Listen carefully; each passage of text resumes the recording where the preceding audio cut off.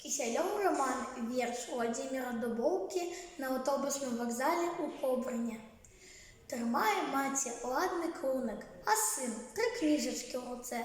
Купілі сыну падарунак? Да не, лаіў на рацэ. Як так? Жартуеце вы, пэўна? Якія жарты?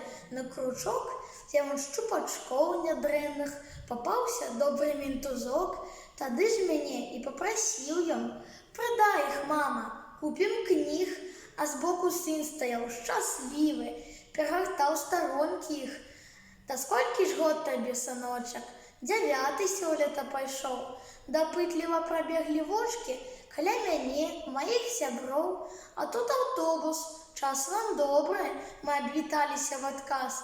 Прыгожы, незвычайна Кобрын пакінулі на доўгі час. Змаліцца ён сваёй рукою, кладзе сцяжынку да святла.